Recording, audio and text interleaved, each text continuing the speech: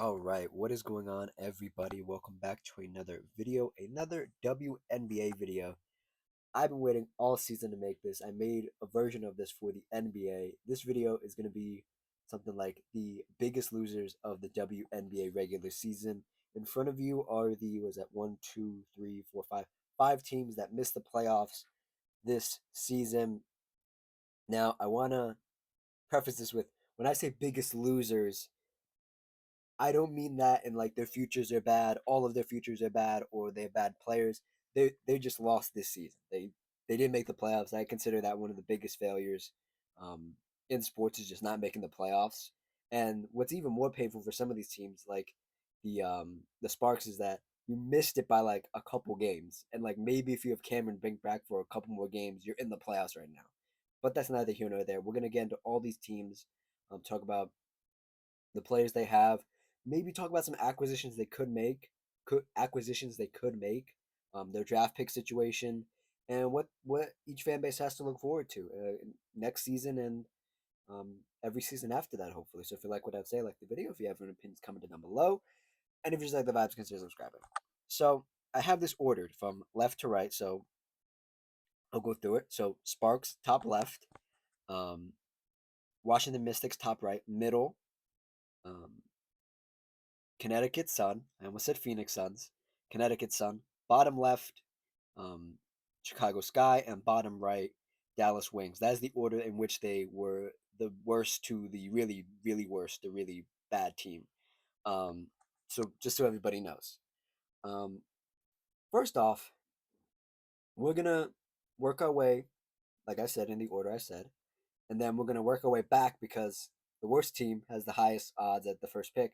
So it'll be a good chance to talk about that team and the Dallas Wings. But first off, let's talk about the Los Angeles Sparks. The Los Angeles Sparks, 21 and 22. They how do I say this? They got out. How should I say this? They got by some maneuvering. The Seattle Storm took their spot as the eighth seed in the WNBA playoffs. The Los Angeles Sparks sit at 21 and 22 on the season. They are 5-5 in their last 10. They're on a two-game winning streak. A bittersweet win for them last night. And I think the story of this team, especially um, going from where they were last year to how they ended this year, I think this is probably considering they're a borderline playoff team, and they're not like the rest of these teams that are super super young. This team is basically a borderline playoff team with what would be Cameron Brink going into her third year, um, Rika Jackson going into her third year, fourth year. You have some steady vets and Derica Hamby and Kelsey Plum.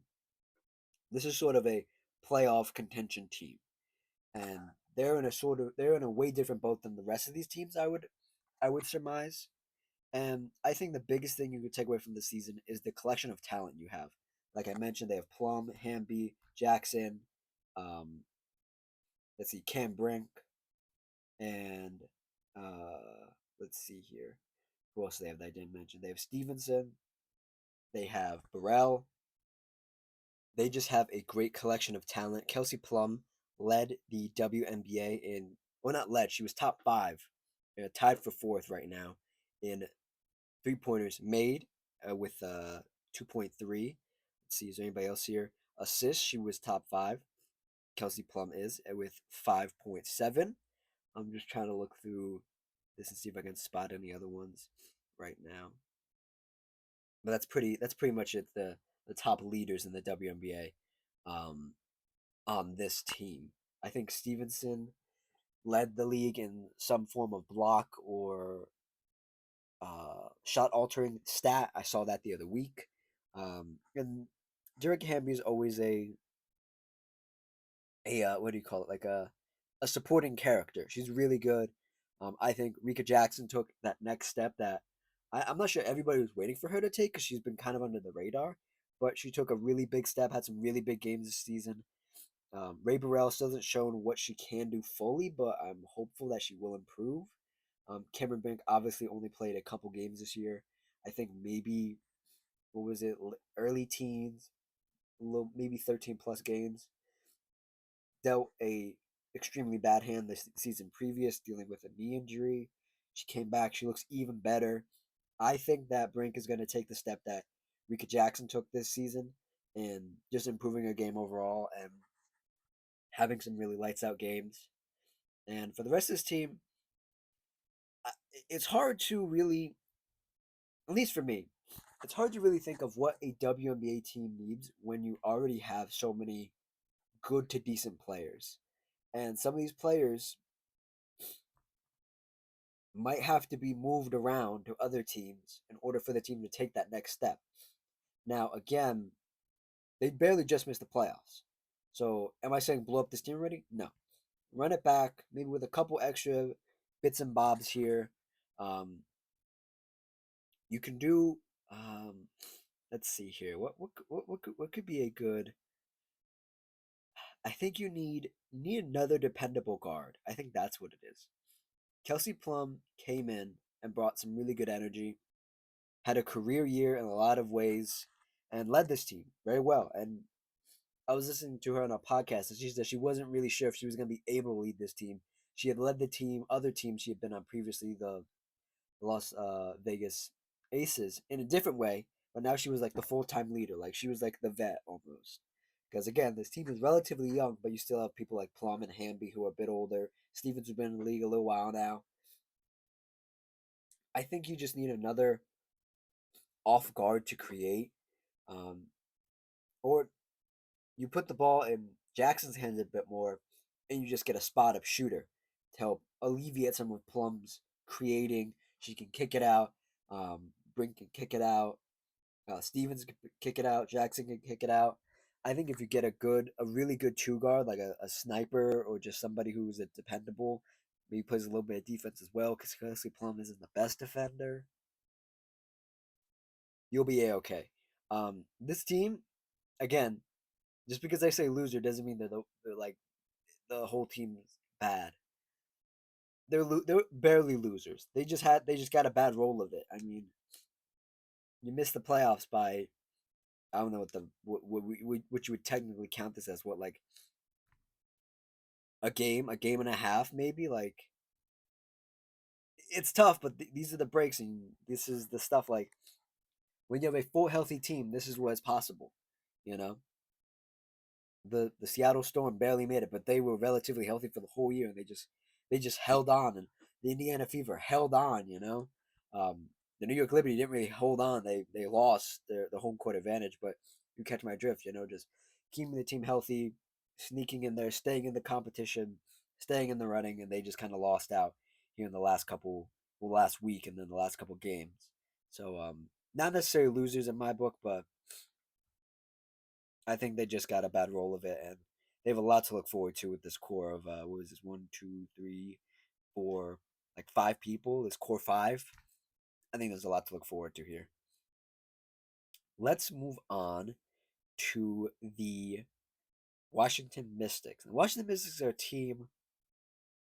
They are a team that I didn't get to watch a lot live, I should say. I watched a lot of highlights. They have two of my favorite players, Sonia Citron, who I did not know before the draft at all.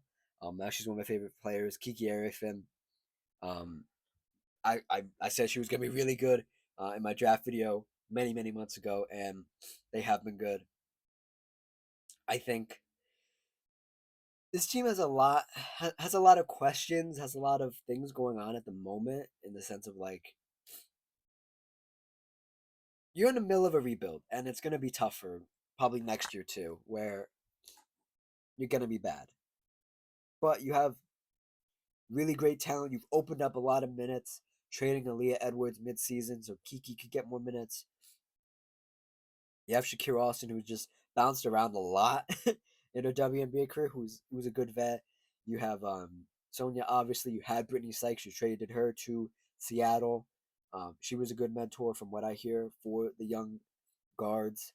You have Alicia Clark, who's a good role player. You have Stephanie Golson, who's the one of the best vets you could have. Um, and yeah, I don't think there's a lot to take away from this team other than this is the season you sort of had yourself having. You sort of saw yourself having. They're 18. or they're 16-28 on the season. They they've lost their last 10 in a row. Or I shouldn't say, yeah, no, they've lost their last 10 in a row. Damn, that sucks. This is the time of year you really don't want to lose 10 in a row. But they did, and that's just the immaturity of the team, I think. And you have a great core. You have a really great core. This was a great draft. I think everybody agreed even before like All Star break.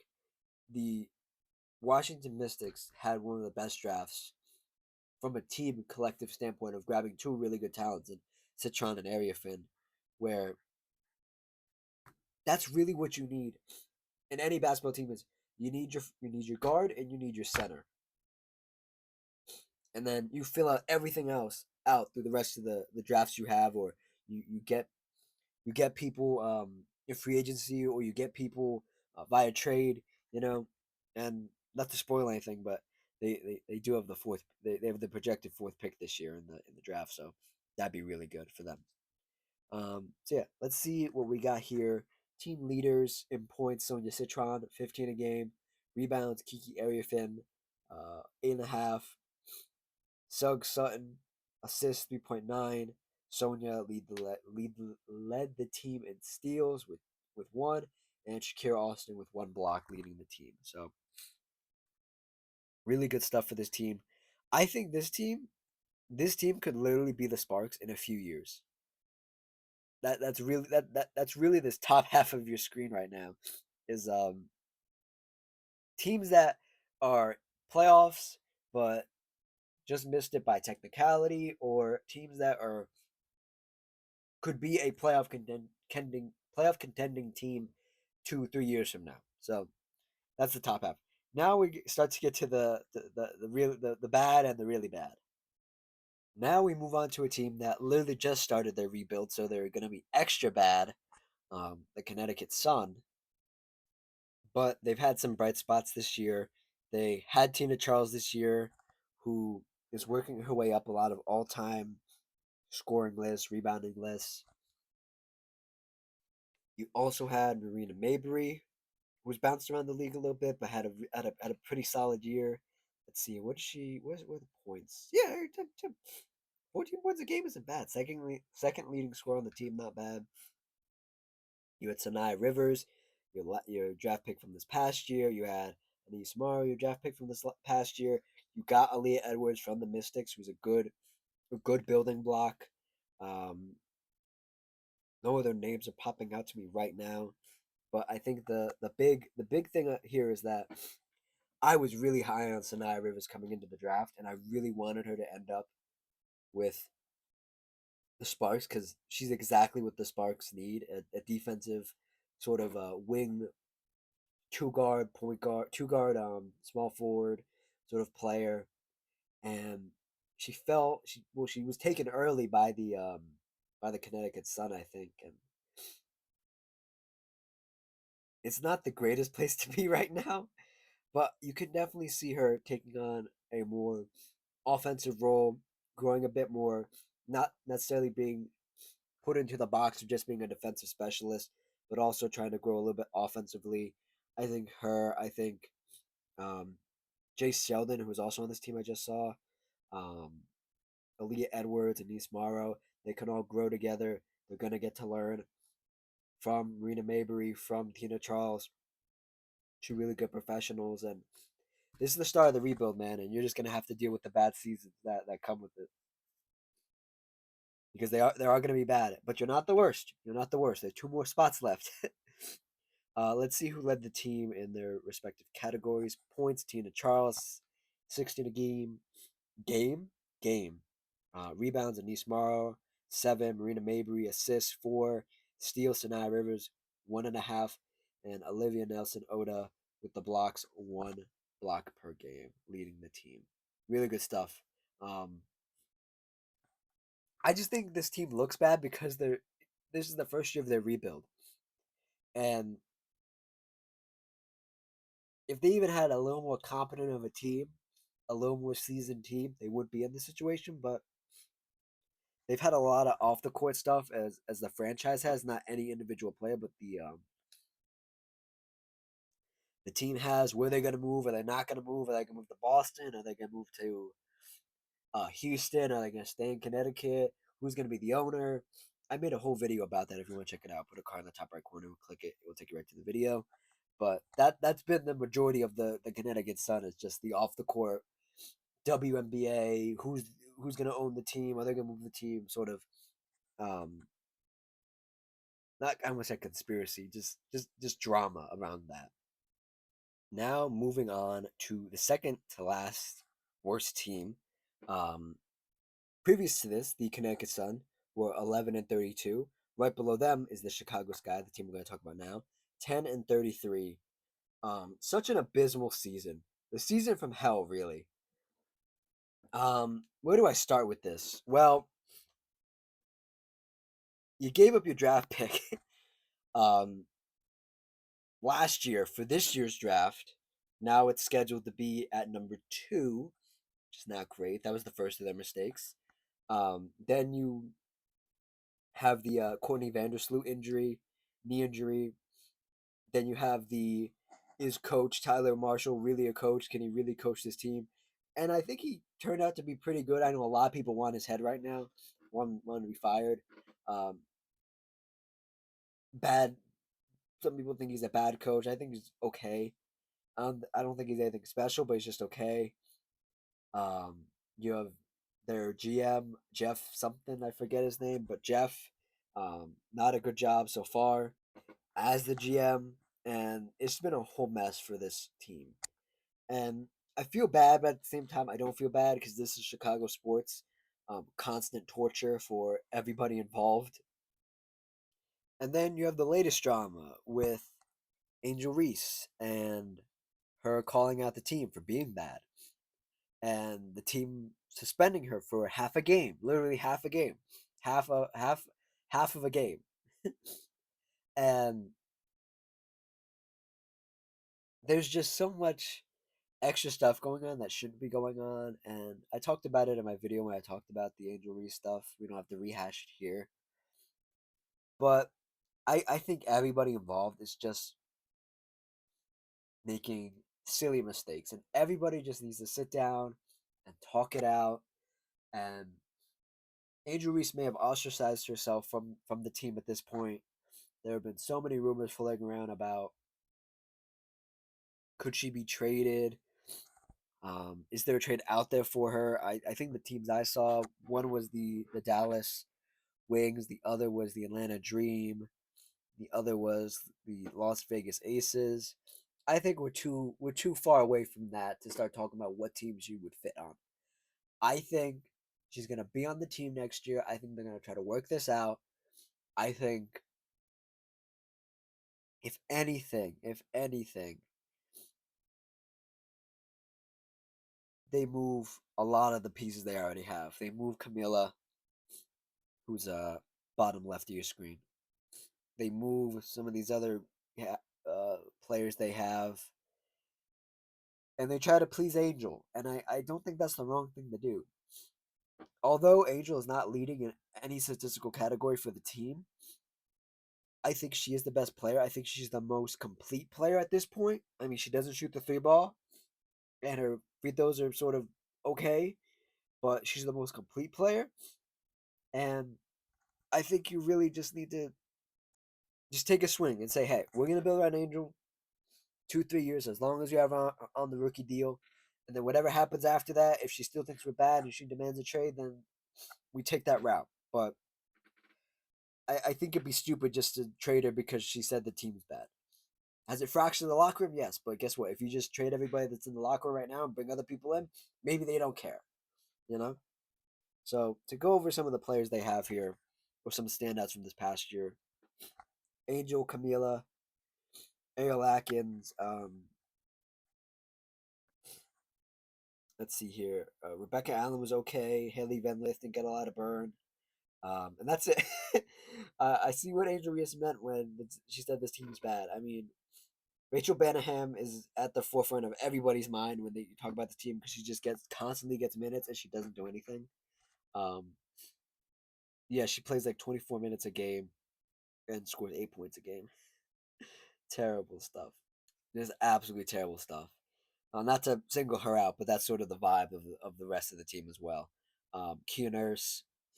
I used to like Kia Nurse as a role player, and that's just kind of washed at this point. Um, yeah. Anyways, let's see who is leading this team this year. Um, Team leaders in statistical categories: Camila Cardosa with 13 a game, Camila with 8 rebounds a game, Ariel Atkins with 3.6 assists a game, Ariel Atkins leading the team in steals, 1.5, and Camila leading the team in blocks, 1 a game.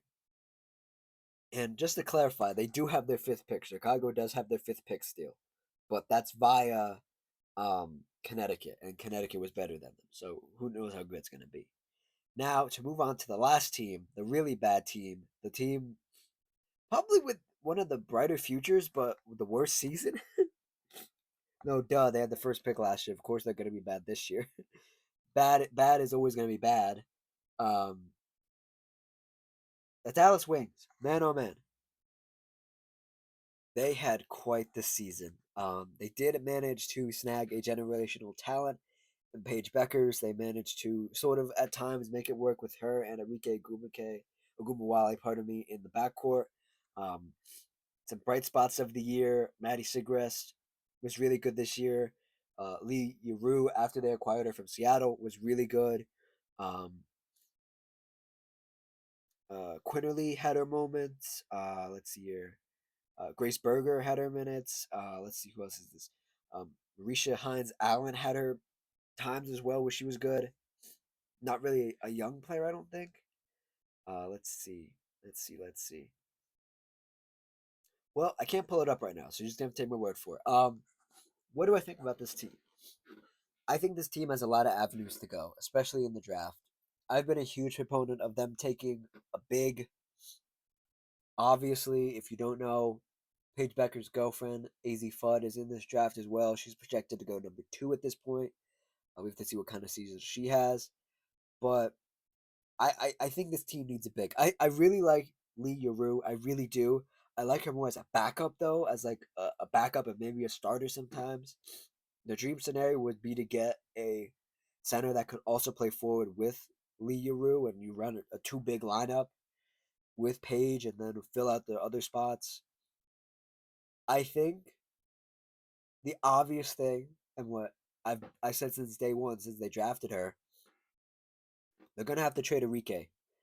Enrique's been a really good holdover player for this Wings team. She got him in the playoffs once, I think. She's an all star. She's an all star game MVP, I believe, as well. She's been a great ambassador for this Wings team, but you know what? When you're just an okay talent like Enrique, you have to make room for a generational talent in Paige Beckers. There's just levels to this, and I don't think, as much as Enrique is a good player, we've seen what Enrique can do with a bad Wings team, and we could see what Paige Beckers has done with a bad Wings team. Paige Beckers is the new hot name on the block. Caitlin Clark's been injured. Angel Reese has been dealing with the Chicago Sky BS. Cam Brink was out the previous year. I'm trying to think of other names. She's the main name right now. In this sort of new era of WNBA basketball, and people love her. Team loves her. Um, the coach questionably might not be a great coach, but I think a team built around her is a good team. And I already love the pieces they have. Maddie, um, Lee Rue, um, Quinterly, Berger. These are all great starts. These are all great starts. These are all great young players to come to have on this team and see what they become in the future. Now, I said I wouldn't talk about it, but in a theoretical trade, does Angel Reese fit on this team with Paige Beckers? No. I think Angel Reese going from a bad team, a badly run team in the Chicago Sky, to maybe maybe not as bad run team as the Wings, but still a questionable coach, doesn't help anybody. And I think what Angel needs and what Paige needs is they both need to grow a little bit more. get into their own game, and maybe you revisit this a year from now. Maybe, just maybe. It might not be there a year from now, but maybe you revisit it a year from now and you see what's what. But right now, no. All right, the last thing, and then we'll get out of here. I want to go through this draft a little bit, just to talk about these bad teams and where they are sitting in the draft order right now. Like I alluded to, Dallas has the chances for the number one pick. The best chances being the worst team in the league. They haven't taken more bets right now. Um, who else is here? Oh, the Mystics. With four, they have them taking Flajay Johnson. I'm getting this from Tankathon. Shout out Tankathon. Um, Chicago will get a pick from Connecticut that looks like it will be Latson from South Carolina.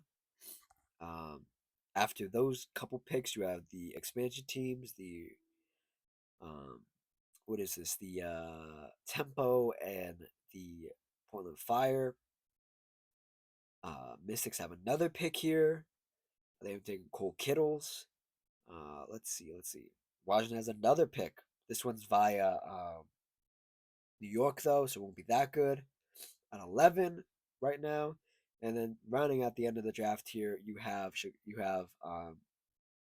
Mystics via the or not Mystics, Sun via the Mercury, and then you have Sun via the Lynx. So these two picks won't be that good, but maybe package them together and try to go get something else. I don't know. That being said, you might see some teams missing here. Um, Sparks don't have a pick in the first round this year. Um, could they trade back for it? Perhaps. So they don't have a pick right now. Um, the Mystics don't have a lot of picks that are their own. There are other people's picks that they're going to get in the draft.